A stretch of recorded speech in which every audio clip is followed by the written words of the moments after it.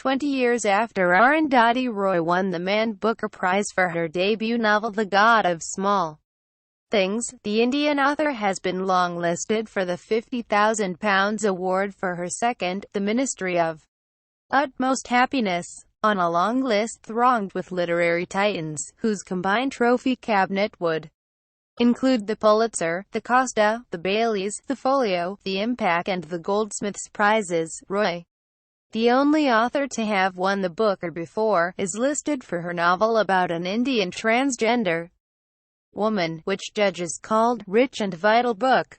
Speaking about why it took her 2 decades to produce a second novel, Roy told The Guardian earlier this year that fiction just takes its time.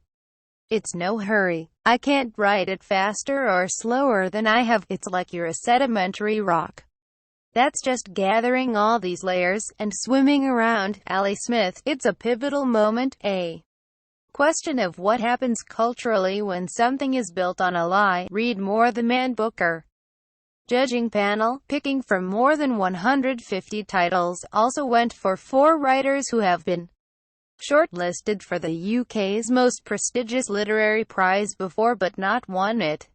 Ali Smith was chosen for the humane, zany, delightful, optimistic, post-EU referendum novel Autumn. Zadie Smith was picked for her story of the friendship and rivalry between 2 London girls who meet at a dance class. Swing Time. Sebastian Barry is in the running with Days Without End, about an Irish man who migrates to the U.S. in the lead-up to the Civil War, and Mohsin Hamid for Exit West, a love story set in a world where refugees use wormholes to travel from city to city. The Booker was opened up to U.S. authors in 2014, with Paul Beatty the first American author to win, for The Sellout last year. This year, 3 of the biggest names in U.S. letters are competing for the prize. Paul Auster with 4,321, which explores one man's 4 simultaneous lives and was deemed magisterial by the judges. George Saunders, a short story writer whose first novel Lincoln in the Bardo follows Abraham Lincoln's visits to the graveyard where his 11-year-old son has been laid to rest in a crypt, and Colson Whitehead for his fantastical novel The Underground Railroad, about a female slave escaping from a Georgia cotton plantation, which has already won the Pulitzer and the National Book Award for fiction in the U.S.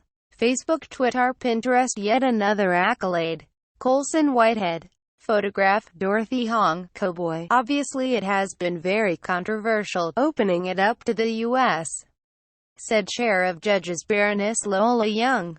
Before the Americans were included, I personally felt it did seem quite strange to say it was for any book written in English from the UK, or the Commonwealth, and Ireland, and Zimbabwe. It was a slightly odd configuration.